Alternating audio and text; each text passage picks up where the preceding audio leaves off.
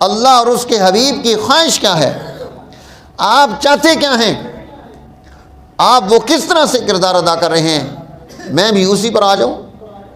اب یہ چیز ہے سیکھنے کی، یہ چیز ہے علم حاصل کرنے کی، اس کی معلومات اپنے پاس جمع کرنے کی، اور یہ معلومات جمع کرنے کے لیے باقاعدہ کوئی نہ کوئی چیز مطالعے میں، کتاب میں، استاذ کے پاس بیٹھ کر کرنی چاہیے۔ سوشل میڈیا پر اس وقت جو معلومات چل رہی ہیں وہ ایک بے بہا سمندر ہے جو ادھر ادھر گھوم رہا ہے، اس میں صحیح کیا ہے، اس میں غلط کیا ہے، اس کی تحقیق کرتے کرتے انسان پریشانی میں مبتلا ہو جائے۔ گنجلک کر دیا، دماغ مصروف کر دیے، اتنی چیزیں ہیں کہ کسی ایک چیز پر آج ہم فوکس ہی نہیں کر سکتے۔ نتیجہ کیا نکلا؟ بے نتیجہ کام ہوگا۔ ایک آدمی 4 گھنٹے سے سوشل میڈیا پر لگا ہوا ہے، کچھ اوپر کرتا ہے، کچھ نیچے کرتا ہے، کچھ سنتا ہے، کچھ دیکھتا ہے، 4 گھنٹے کے بعد بھئی آپ کو کیا حاصل ہوا ہے؟ بندہ خود سوچے کہ میں نے یہ جو 4 گھنٹے لگائے ہیں، 2 لگائے ہیں، مجھے کیا حاصل ہوا، میں نے کیا چیز حاصل کی ہے؟ کوئی چیز بندہ مطالعے میں لے کر آتا ہے تو اس کو ایک ترتیب کے ساتھ لے کر چلتا ہے، اس کا فائدہ حاصل ہوتا ہے۔ ابھی میرے پاس جماعت جو ہے نا جی قرآن حکیم کا ترجمہ پڑھ رہی ہے، ماشاءاللہ سورہ یوسف میں ہم پہنچ گئے، تو ایک روٹین سے ہم ان کو قرآن حکیم کی ترتیب بتا رہے ہیں۔ روزانہ کی بنیاد پہ کلاس ہوتی ہے ادارہ تعلیمات شرعیہ میں، بڑے لوگوں کے لیے ہے، لیکن آپ بڑے لوگ ٹائم نہیں نکالتے نا، گھر میں گھس جاتے ہیں۔ عشاء کی نماز کے بعد اب روٹین سے ہم انہیں سیرت طیبہ کی پوری کتاب پڑھا رہے ہیں۔ کیوں؟ ایک خطیب ممبر پر آ کر بیٹھا ہے کہ میں سیرت طیبہ بیان کر رہا ہوں، اس کی ایک سوچ ہے، اس کے مطابق اس نے سیرت طیبہ میں سے چیزیں نکالی ہیں، آپ کے سامنے رکھتی ہیں۔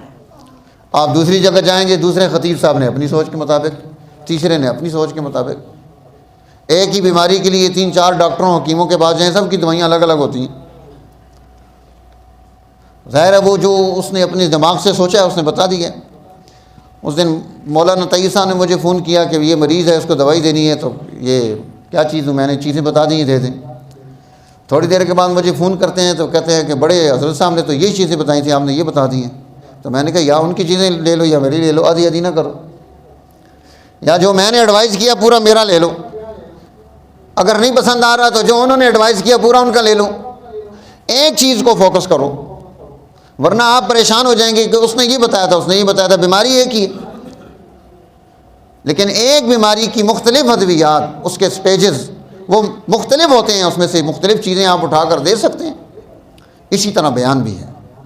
جب ہم سیرت طیبہ کو اول سے آخر تک پڑھتے ہیں کہ اللہ کے رسول کیا کر رہے تھے، اس سن میں آپ نے کیا کیا تھا، پھر آپ نے کیا کیا، پھر آپ نے کیا کیا، یہاں معاملہ ہے آپ نے کیا فیصلہ کیا، آپ نے اس کو کس طرح سے ٹیکل کیا،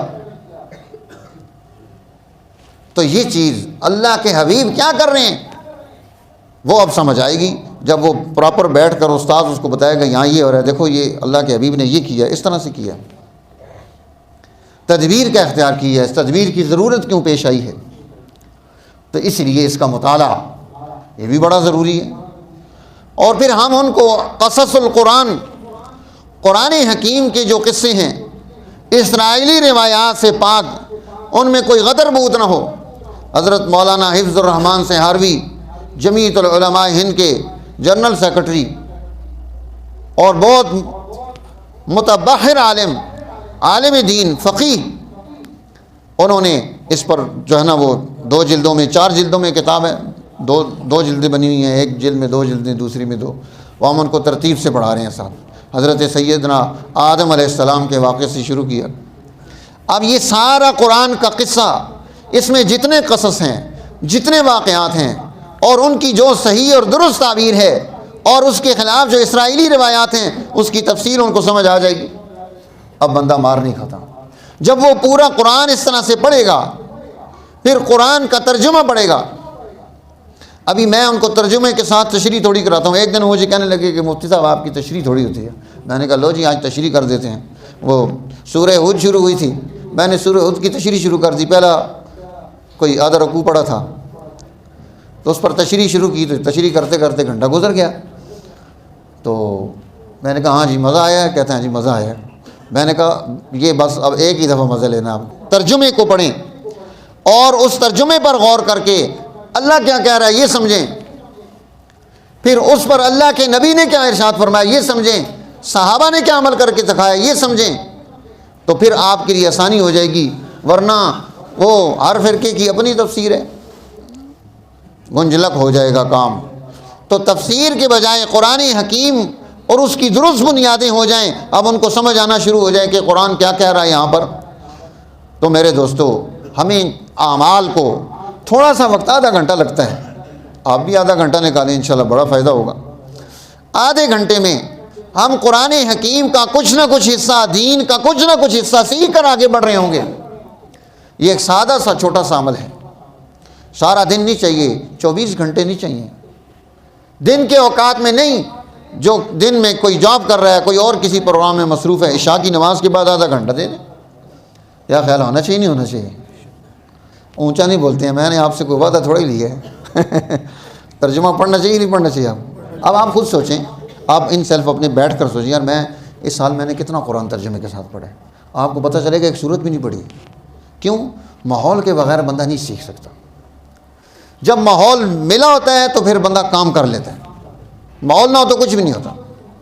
جتنا آپ ماحول میں رہیں گے کسی اس اعتبار سے آپ چیز کو سیکھتے جائیں گے۔ اس لیے کوشش کر کے قرآن حکیم کی اس نسبت کو حاصل کرنے کے لیے آدھا گھنٹہ ہمیں، اچھا مزہ نہ آیا تو پیسے واپس، ویسے تو ہم فیس کو نہیں لیتے قرآن حکیم پڑھانے کی، لیکن مزہ نہ آیا تو پیسے واپس، کہ آپ نے میرا آدھا گھنٹہ ضائع کر دیا، مجھے کچھ حاصل وصول نہیں ہوا۔ رات کو ہماری ہفتے میں جمعرات والے دن ہماری محفل ہوتی ہے، ذکر بھی ہوتا ہے اور اس کے ساتھ تھوڑی گفتگو بھی ہوتی ہے۔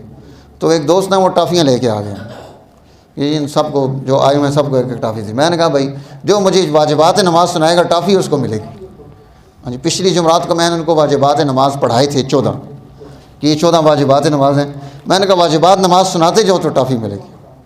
اب انہوں نے سوچنا شروع کر دیا کہ واجبات نماز کون کون سے ہیں، یعنی وہ نماز کا حصہ ہے اگر اس میں خرابی ہو جائے تو سجدہ صاحب سے نماز ٹھیک ہوتی ہے، اگر وہ رہ جائے سجدہ صاحب تو آپ کو نماز لوٹانی پڑتی ہے۔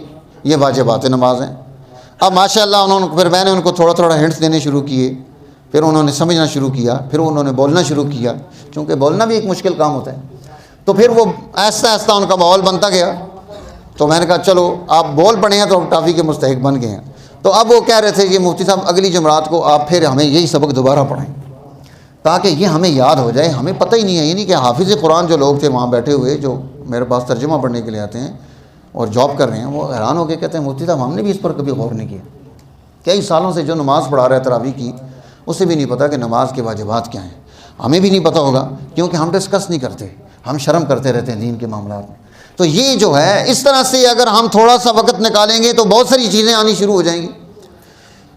تو اس لیے اہتمام اس کا ہے کہ دین کا کچھ نہ کچھ حصہ میرے پاس آ جائے، میں اس کے لیے تھوڑا سا وقت نکالوں۔ وقت نکالے بغیر نہیں ملے گا، سوشل میڈیا سے کچھ نہیں ملتا، بندہ پریشان ہی رہتا ہے۔ آپ اپنا تجربہ شیئر کریں گے، آپ بالکل آپ بھی یہی کہیں گے کہ واقعی وقت کے ضیاع کے علاوہ کچھ نہیں حاصل ہوتا۔ تو تھوڑا سا ہم ہمت کریں گے تو انشاءاللہ اس کا نتیجہ پیدا ہونا شروع ہو جائے گا۔